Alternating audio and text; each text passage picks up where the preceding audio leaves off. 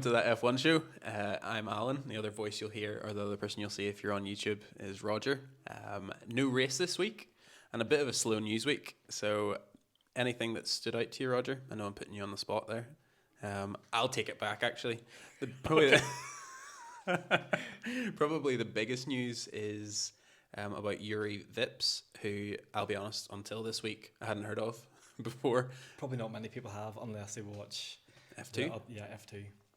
F2. So for context, Juri Vips is an current F2 driver and also Red Bull's reserve driver. Yes. So he was a silly boy, to be honest.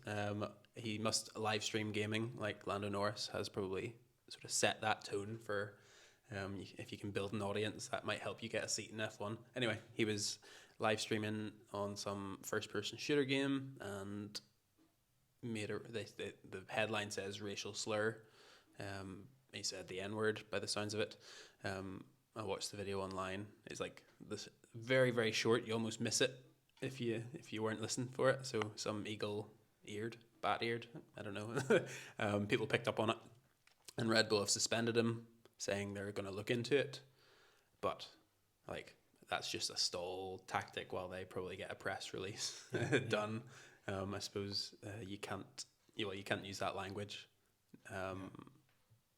especially in such a high profile position.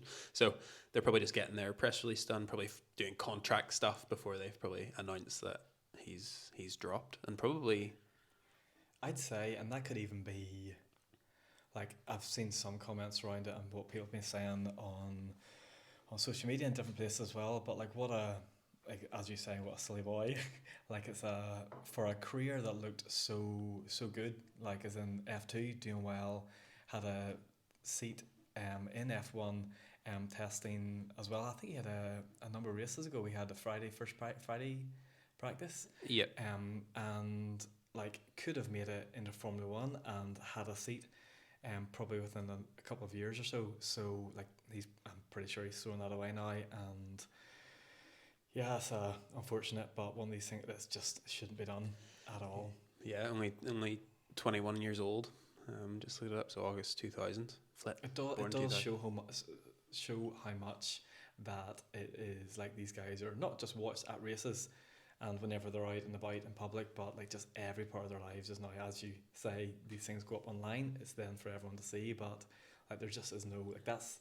From the video that I've seen, it looks like it's a comfortable place of his home, but if you're sending that there, then you're sending it anywhere. Yeah, 100%. And especially with what's gone on over the last 2 years,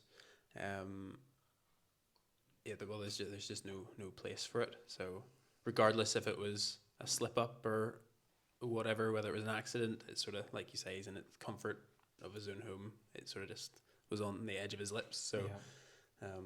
If that's on the edge of your lips, then who knows what's. Yeah. If that's no. That said, he's maybe jeopardized his career. I think we were talking beforehand, and it was like there's no real comeback for that. You'd like to hope in today's age there is some form of comeback. Yeah. If he shows remorse and a willingness to sort of do the work to sort of change, but well, you know how today's world goes. He probably won't be on the scene for a long time. Yeah. And it's so competitive. Once you're out, it'd be hard to get back in. Yeah. And it's so different compared to, we've talked about this before, like whenever you think of football, like so Formula One is the top, it's where there's nothing really beyond it. So you've got 20 seats, whereas if you take a sport like football, which has different leagues all around the world, and they're all different, like there's how many people in the football team? I know 11 play, but they probably have squad sizes of 20. If not around that, if not more, within a team. So you've got that around the world. So someone to try to get up to one of those places can make it. Yes, it's so competitive because it's the main sport. But Formula One, you've got 20 seats, that is it. And the main place they go to first is Formula 2. Mm-hmm. So it's just been, he really has. It's thrown it away, I think. And you know a team like Red Bull, just that high profile, just need to nip it in the bud and move on. They can't have that much publicity around that for too long. Otherwise it starts to impact sales and it'll questions will start to be asked of if it's not dealt with. Yeah. But yeah, we'll move on from that. Talking about Red Bull, I'll follow on from that. So what I've seen this week as well. So them doing well. Max Verstappen he is now moving his way. He's not just in the top 10 driver wins of all time, but he is now starting to climb up. And he's now sitting ninth. He has got 26 wins to his name. So he's now ahead of Jim Clark and Niki Lauda, who had 25. So he's now... Sorry, to cut across you. Then to put that into perspective of go up the list, because it maybe there's a couple ahead of him that you might catch pretty quickly, and then there's a massive and then obviously it shows how great even Vettel is, then Schumacher, how great he was, and how good Hamilton has been over the course of his career. If you wouldn't mind. Yeah. So like Hamilton's 103, Schumacher was 91, Vettel was 53, Alan Prost was 51, and then they started to get a little bit closer. You've got Ayrton Senna 41, but after that it's 32, 31, 27, 26 where Max is. So he will possibly by the end of the season have taken Fernando Alonso if he continues this form that he's on, which has been incredible. Like it really has. He had a great season last year. For us as viewers, and I'm sure anybody watching as well, or listening that has got into Formula 1 recently, is because of how good Formula 1 is to watch at the minute. But for him at the age that he is, he can, I think, and also with the amount of races we now have in a calendar season, 23, 22 this year, 23 next year? So aiming for 24 next year, so it's 23 this year. Yeah, but then Russia was taken away, so it's 22. It was, yeah. So, like, with the amount of race they have now, whereas you go back to whenever Jim Clark raced, like, completely different. They didn't have that many races yet. For him to get 25 was a lot, if that makes sense. So it's hard that you will never be able to do it on ratio because there's no way you can do it. Just like the point system, they're like, oh, he's got more points than the other guys because a win used to be 10, now it's 25. So it's hard to do in that sense, but for sure he has lifted a winner's trophy 26 times, which is incredible at the age of 24. And to put that into perspective, Lewis Hamilton's 37. Yeah. Lewis Hamilton's been racing since 2008. No, yeah. It was his first win, so 2007. Yes, 2007, 13, 15 years. Max has already been racing, 6 years? Yeah. At least, maybe 7? 2015? Yeah. And he won't be Hamilton's age for another 12 years. No, 13 years. Yeah. 13 years. So if he races until he's like he'll have a 20-year career. Yeah. And if he's hardly going to drop down to a worse team, so he could very quickly become statistically the greatest of all time if he sticks it out. Yeah. Which is something else to chat around, which links this and the greatest of all time and people in there who are the best. Also, exact same thing. It's going to be a comment that Jackie Stewart has made this week, but Jackie Stewart is the person who's just above Max at the minute. So Jackie Stewart is 8th in the all-time wins. So he's got 27. Max is in 26, so he could join him within, Silverstone possibly next week if he wins it. But yeah, so Jackie Stewart, which I don't think you've heard this yet. No. He made a comment about Lewis this week. So 3 days ago, actually. So I'll read you the quote and hear your reaction. So there's been a lot of reactions online and things that people have said, but his quote is, I think it's time for him being Lewis Hamilton, so I think it's time for him to resign. He's got music, he's got culture, he loves clothing, and the rag trade would be absolutely suitable for him. I'm sure he'll be very successful because he's been earning a huge amount of money, rightfully so, because he's been the best of his time.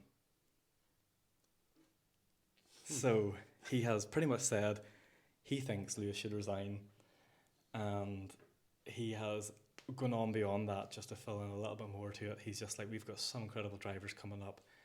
They now are showing that they are the main guys up there. Lewis isn't where it's at, and he thinks he's done 7. He's the same as Schumacher.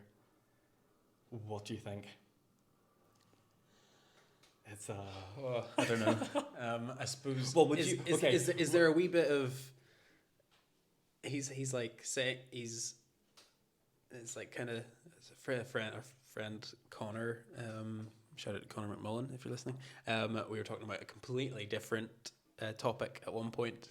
He showed me a video and commented under it like "nice with spice." So that almost comes across as him honoring Hamilton, saying he's done this, but it also seems to be like, especially as an older, probably racing purist who probably doesn't appreciate Hamilton's other focuses, I would imagine, with Jackie Stewart, and probably a lot of other guys are just like, when he turns up in his flamboyant clothing, they're probably like, flip's sake, just turn up, just race, don't bring so much attention to yourself. So I think that's almost like a bit of a, I think he maybe doesn't appreciate the other side of Hamilton's life. Maybe I am maybe reading into this completely wrong. Yeah, no, maybe, it's everyone's take on a comment. Yeah, like a lot of the people I know who don't like Hamilton think he's so like, because he's so like countercultural to typical F1, like Max Verstappen being like the sort of juxtaposition, just one focus, turn up and race. That's all Max wants to do. Whereas in Hamilton, obviously, is like, he loves fashion. Formula One weekends are his chance to show that off. So no, I don't like that. I disagree. I think once Hamilton, no, there's again the argument that Russell seems pretty comfortable in the car. Why isn't potentially the greatest of all time just as comfortable in the car? But once Hamilton's comfortable in the car, I think he's got a lot more left in him. That said, I don't know. I'm surprised he's still racing. Oh yeah? Yeah. I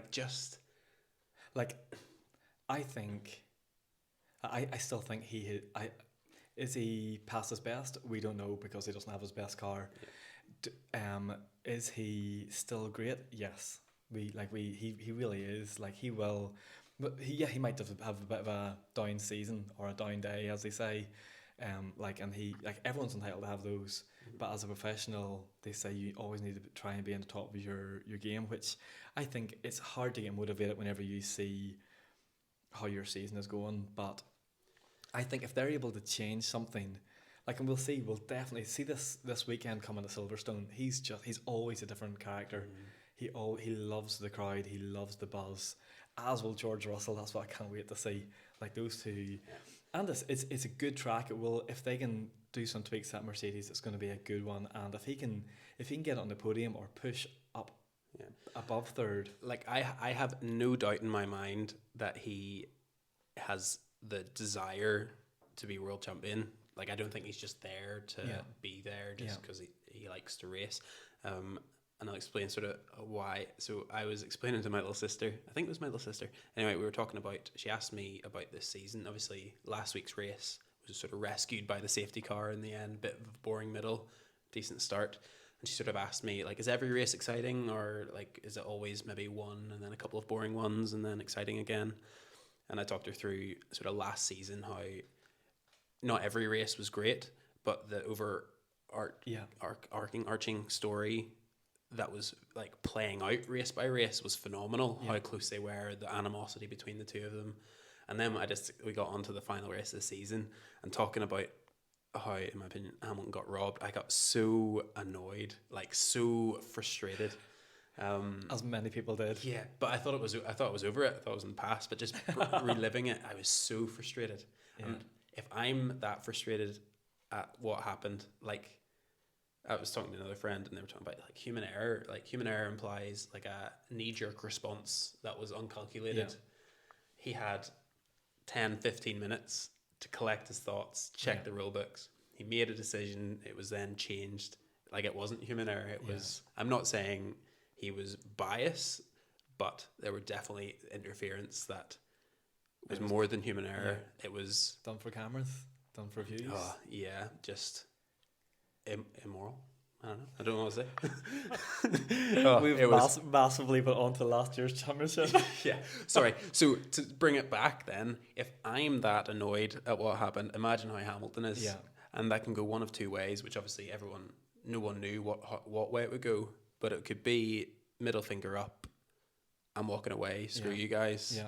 Which was our question in our very first podcast, is will Hamilton come back? Exactly. Like it was that late. But to then be on the flip side, to actually come back, his desire must be phenomenal. Like it must be greater than ever. Yeah. So, yeah, I think talking about the young guys, it's easy to pin them because they're the big ones on social media. Hamilton's obviously big on social media, like probably 40 odd million followers, but these guys have all the cameras around them, all the buzz around them. Hamilton's probably the dinosaur at the top, other than obviously Alonso, but Hamilton's higher profile. So he is isolated in a way. He's by far the most decorated on the grid. Yeah. And he's one of the oldest. So it's easy to forget about him because there's a cluster that are battling it out week in, week out. But no, I disagree with Jackie Stewart. Yeah. I think Hamilton, I think next, like, it's obviously the season's getting away from them, but I believe he'll get his 8th if he has a championship winning car. Yeah. I think him and Max in equal cars, not even, like, but... See, I think even if he has a competitive car, I think he still might struggle now. Not saying that he's past his best, but I think that the others, Max, Leclerc, even Russell and Perez, there's so many, which I love. This is what I love about Formula 1 at the minute, is there's so many at the front who are now able to win a race. And see, once Sainz wins his first, he's got this thing at the minute where it's like that thing. Once you've done it, you're like, I can put that to bed now. Let's go. You can even see a difference in Max this year, like in how his style is different. Like his style, I'm not gonna lie, used to frustrate me. He's not like that. Like how he drives this year is different. He's not as dirty as he used to have been, or people would say he's a dirty driver. Like there's been none of that this year. There's been good competitive driving, but nothing like last year. So I think even that winning that first one has settled him down. So I think with those other guys around him, I think Lewis, I think if Mercedes sorted it out, I think Russell will beat him. That's what I'm saying. Oh, okay. Yeah, okay, fair enough. Well, he's beaten him in nearly every race. Bar 2. Yeah. Bar 2 this season. So they... Speaking about Russell, new nickname. Last year it was Mr. Saturday because in a poor car. Last few years, yeah. He was never... Was he beaten once in 3 years? Yeah. By a teammate? Yeah. So from Mr. Saturday, Mr. Consistency. So always in the top 5. Mm-hmm. So it has been... And this is probably like sparking the debate whether Hamilton's good enough, because technically they have the same car. Yeah. But Russell is clearly outperforming him. He is. So P4, P5, P3, P4, P5, P3, P5, P3, P4. Like, just, that's great. It really is. Like, for any team, they'd other than the top team, like Red Bull, you'd be annoyed at that, but you can't, for a car that they think is so, as quote Hamilton, undrivable, those are very good results. Oh, unbelievable. Like, for being in technically the 5th and 6th fastest car, he's sitting 4th in the championship. Yeah. Like, there should be 2 Red Bulls and 2 Ferraris ahead of him. Yeah. And he's ahead of Carlos Sainz. By how many? 9 points. 9 points, okay. 111 to 102. That'll change this weekend. I'm going to say it now. He'll jump him. Sainz will jump him? Yeah. I don't know. But I've said that too early. And George... It is like the crowd, he is going to be pumped. Yeah. George, I mean, like he's going to want to do well. Like this could be one of the... I just wish there was a sprint race. The sprint race last year at Silverstone was so good. Like we know what happened. Like you had the Lewis and Pole, Max jumped him, so he got the start on Sunday, and then they had that huge crash. Yeah. Like, but all that was because of the sprint race. It was the build up of this huge pressure of I want to win. Yeah. And like Lewis has done so well. Like whenever you go to Formula One's Instagram page, and this week they put up the last 10 years of people who have won at Silverstone. I was flicking through. I just thought this is just all pictures of Lewis. Yeah. Like he's so good at Silverstone, and the Mercedes has been so strong. I think he's 7 times in the last 10. Yeah. That he's won it. So he's won the most home races out of any driver ever. Yeah. as well as many other things out of it, any driver ever. Yeah. But speaking about Instagram and social media, if I'm sure you do know, but we are on all social media at that F1 show, and particularly today actually with the Goodwood Festival on, you've been posting about the Goodwood Festival, and a highlight, anything going on about that. I've never been. After watching it, so it was on ITV yesterday and today as well. I've watched a good part of it. I'm like, I so want to go. So I messaged you during it, being like, we need to go next year. Like, it just looks like a fun event. Like 50,000 people up so as I said, it's the timed up the hill run that each car comes out and does to see how quick they can do it. It just looks great, but the amount of cars that are there, there's some beautiful old classics. Yeah. So that's initially, I turned it on. There was this, I think it was a 1960s or 1950s Ferrari. It was beautiful, so good. And then out came the I put this up actually in our Instagram story, 1903 Mercedes. Like, the thing was, it was huge, it was loud, it was noisy. These two guys sitting in it, it didn't go very quick at all. But it was like just this post-war, or even before World War One, like you had this Mercedes that was just like trickling along up the hill, and it was stunning. And they said like this thing at its best day pushed 68 mile per hour, 68 mile an hour. But back then, if you think, that would have been crazy. Whereas now you think, well, that's the when you in F1 when you come into the pit lane, you drop to 80 miles an hour, which for us is like flip. Depending what sort of driver you are, but so 68 was the top that it has ever done.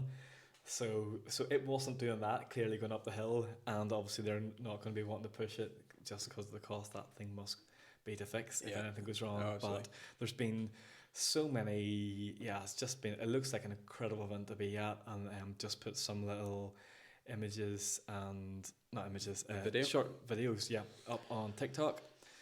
So thanks to all of you who have started to follow on TikTok as well. It's grown near double in the day just from some of those. So on TikTok there's a video of a two-wheel race up the hill. Jag your F-Type, and there's a guy and he takes it out, puts it up on two wheels and does the whole run up on two wheels. Like, I've seen it, I was just like, this must just be a stunt thing for about 100 meters. And little did I know he's actually in the full thing. Well, if you want, we won't spoil it. You should go on and check it out. Something happens. It's not a smooth sailing thing, but go and have a look. So on TikTok at that F1 show, and then everywhere else on social media at that F1 show as well. So on to I suppose just we were talking about Silverstone this week. Would it be one of your favourite races? Yes. Yeah. Your favourite race? So as a race itself, yes, between it, Canada, and Spa would probably be my three. I love, like, Canada last week was a little, let's say, more boring than most, even though there's still events happening in it. Like, every other race at Canada is just incredible. I love it. I love the track layout of it. I love that it's short. It's got everything. But I also, Silverstone is a great track. It really is. It's the width of it now is incredible. So there's lots of places to overtake. Yeah, and it's so fast. And now that they can follow better, it's gonna be Maggots good. And Beckett's will be crazy if they can follow nose to bumper. So good. Unreal. Like, it's gonna be great. I really think. I think we could see a few upsets next week. Depending on the weather, it could be. Yeah, but that's the thing. So I've looked at the weather forecast now. For anyone like us living in the UK, weather forecasts can change every hour, never mind every day. Well, here in Northern Ireland, it's going to be wet all week. Yeah. Is that the same? That's what they say. Yeah. Okay. But we know it's meant to be wet all last week too, whereas it hasn't. So they say Friday, Saturday is going to rain and Sunday will be dry. So we could have another wet qualifying potentially, which would be incredible. Yeah. I hope so. I hope that's what it is. Or what would make it even better, which I would love, is for the race to be dry, wet, dry. So they're forced to come in. Yes. Put wets on. Yep. And I love a race like that. Just something unpredictable where you're not sure what's going to happen. Yeah. Tactics and racing is both played out, so it's a full team. Yeah. No, That's great. I love it. I love it almost because a lot of times, especially when you take something global, stuff like UK stints of it tend to not be as exciting. Maybe a bit played down or whatever. Obviously, you've like got the money in America. It becomes very like fanfare. Then you've got like the exotic elements of going like down to the southern hemisphere. But like Silverstone is like iconic in F1, and it's such a good race. Yeah. It's sort of very. It's like a proud home race. It's true. To have, which is why I love it. You mentioned Spa. So I was reading an article saying Spa is in its final year of its contract. Ends after the season, hasn't been renewed yet. What was it? Quote, Spa, the headline on Sport24 or News24.com was Spa told to adopt, in quotes, the American way if it wants to stay on 2023's 24 race calendar. I think that means the fanfare around it. Yeah. You talked about you've actually been to Spa. Yeah. I only found this out. You've been in you haven't raced around it, but you've No. been in a lap around it. Yeah, a few laps. I sat in the passenger seat, which is a rare thing sometimes in racing cars because they take everything out. So yeah, I've been driven around. I was a lot younger. Went across to see my uncle racing, the Ferrari Challenge. So whenever like there's some cars going out and he knocked the window of one of these guys who had a spare seat and just like, can he jump in? And I was young, so he's just like, would you take him out for a few laps? It was just like a practice session. That's awesome. I was just like, and it was in a Ferrari. Yeah, so I was like buzzing. I'm sure. And like just sat there, and obviously just the speed is just incredible. So that is a long track. So those cars can get up to fast speeds as well. But there's the. Do you remember the model Ferrari? No. I can't remember. Do you remember the speed you got to? No, you couldn't. You couldn't see the dash. I couldn't see. Yeah. Like I was literally strapped in, like and like just looking out, so terrified. Crossing yourself. Not terrified, but I was definitely. Well, it's an adrenaline rush. Oh, it was. But I was also even from a young age, from a young kid, I love Formula One. So even being at a track, I remember going round the track with Dad, looking at every corner, being like, I can't believe I'm here, and then we. Getting to go right, so going up a Rouge and round that and going down that long street is the bit after. So you've got the right, left, right of Spa, and then you start to go down this hill. But on TV, it looks like it just comes down a slight hill. That is steep, and I remember and it's like a complete 180 corner. And I remember the guy just putting on the brake, and I didn't go flying forward, but it's probably the first time I felt proper G-force in my life. Okay. And I was just like, this is incredible, and just going around, and it was buzzing. But yeah, so it was good. And it was a time whenever Michael Schumacher and Rubens Barrichello were racing for Ferrari, and Rubens showed up for a meal like with everyone who was there at the time. So I remember getting to see him sign my cap. I was just like good old Ferrari. I imagine you still have that cap. I do. And if you like this video and give a review, Roger will give that cap away. That's not true. That is not happening. We'll edit this bit out. But seriously, please give us a review. That would be great. On whatever podcast platform. We will get something at one point to give away. Yeah. Maybe these sweet lanyards that I'm wearing. Yes. Looks good on. Thank you. But yes. How much you get paid modelling these days? Pardon? How much you get paid modelling these days? I don't know. Not enough, Roger. But yes, so Spa might not be on the calendar. Hard to believe. It's so when it comes to Spa, we will see the amount of infrastructure they've changed over the last year, resurfacing, changing some of the corner layouts and the huge grandstands that they have built. Okay. So we will see the amount that they've put in. Now, they're not putting that in for some of these little weekend events. They're putting that in for Formula One, so for sure they will adapt. The American way, in inverted commas, that's sort of talking about sort of the fanfare around it. Spa, as far as Formula One goes, doesn't necessarily have that. So I think a lot of so like Silverstone's coming this weekend. We spoke, I think, 2 weeks ago on just whenever you were mentioned, whenever I've been there at the weekend live, like something always happens. There's music concerts going on. There's places like food villages. There's different events that happen throughout the whole time. So Spa is they all do that. Some might not do the music venues. They might do things like drivers will come and sign things and things like that. So there's not so much hype. The layout of Spa is quite different, even though it's such a big track. So much of it is set on the hill / mountain, depending on where you live and how you see it. But it's all forest. There's so much forest as well, which is why sometimes it's so wet, which we remember from last year. So the landscape is not great for huge outdoor events. Inside the track, you will see this year whenever it comes onto it in the pit lane. Pit lane is quite small. It's quite narrow. Even out the back of it, you will see whenever they are interviewing. So whenever Sky are there, they're literally on this little balcony, which is quite crammed in, and they overlook because it's done on 3 steps. So the whole paddock is done on 3 steps because it's such a slope. And that's the main part of the inside of the track. The other main part of the inside track is a complete forest.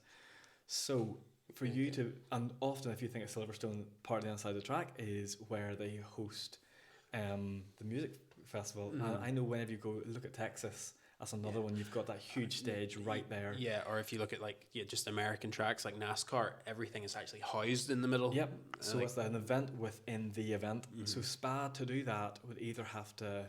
Now I know there are areas where you could do it.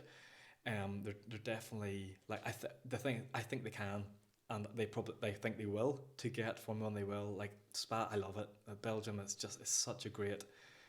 Like they could do it well. And I think if they're asking to do that, they will make that work. How far outside the actual track, but then you don't mind whenever you're there. If there's campsites around where there always are, I think they will do it. But I would then go back and say, in being the American way, is it needed? Okay, yeah. Like that would be what for me, give me a driver session where you can go get close to the cars, walk up the pit lane over going and seeing a music concert. Yeah, fair. Both would be great, but if I had to choose one or the other, do you want whenever I watch Miami, and that is the American way, whenever they're saying, oh, this is incredible, it'd be interesting to see what they do in Las Vegas, if that's up a level again. But it was just too much for me at the start. I was just like, this just doesn't. Yeah, they had done the grid walk and they'd done all the stuff. I'm just like, it just feels so chaotic. But I know some people love that. So no, that's good to know. I'd never really thought about that, but yeah, obviously, for its layout, because I suppose Spa, probably more than most races, you actually do see what's around it because it's so dramatic. Because there's always rain clouds in the distance. You always get that drone shot of way out. So as you can see, it's in the mountains and there's just so many trees around. So what do you do when you can't cut trees these days? Obviously, from a global warming aspect, from an environmentally friendly aspect. Could you imagine the media coverage?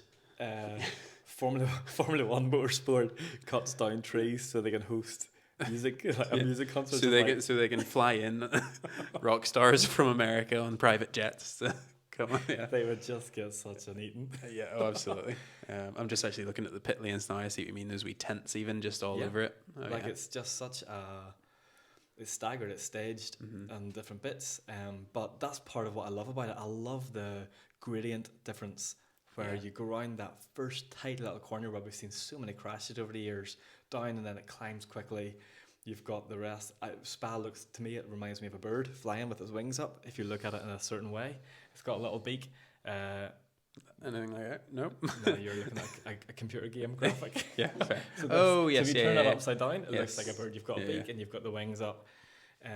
So that, or it looks like a gun with a nice handle. That's true, actually. Whichever way. Bird or gun, there we go. We'll put that up. We'll do that as a. I suppose maybe they don't necessarily need to do that because the track is so unique and dramatic in its own right, and the races are tend to be eventful in their own right. Why do they need that? It would actually give them, if they kept it. Is it a hard place to get to? It's not easy. There's no real main airport close by. Like, would it have less fans at it over the weekend than other races? Not ever Formula One. You're going to Okay. attract fans. Like Fair. I would, if I was going to go, as I say, top 3, I would go to Spa before I go to some of the other ones. So I would happily fly into. I think we flew into Charlotte before and drove. So yeah, I'd happily do it. Okay. I don't think that's going to hold people. If you go into Formula One, you're not going.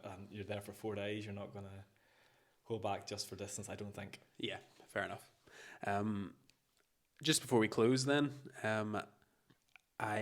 unless you have an Ask Alan for me, I have a question for you. Do you have an Ask Alan for me? I do have one, but you Oh, go. no, you go. I'll finish, but you go. Yeah. So at the start of Thursday,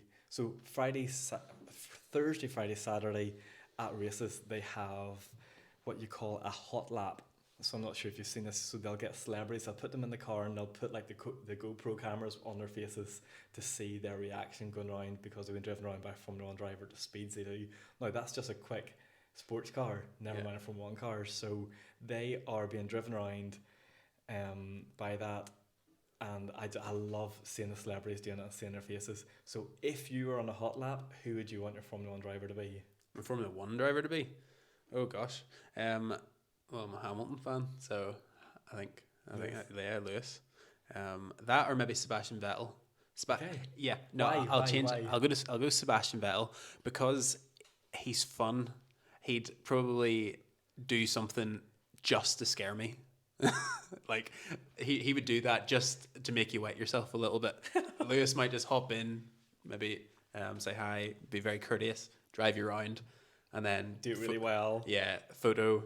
Yeah. See you later. Whereas I think Vettel, he just seems a lot more down to earth. Okay. He seems a lot more, like, I wouldn't say more personality because they have just different personalities, but Vettel seems to be a bit more of a joker. Yeah. So I think it would be a lot more of an entertaining experience. You might get more than just the lap, is what I'm trying to say. Yeah. So I'll go with Vettel. My question for you is, going back, you've obviously watched Formula 1 for a long time. Who was your first world champion? That I remember winning. Yeah, so first season you remember watching, who was your first world champion? Damon Hill, 96. Oh, wow. Okay, yeah. That's the first one, so I would have been 7.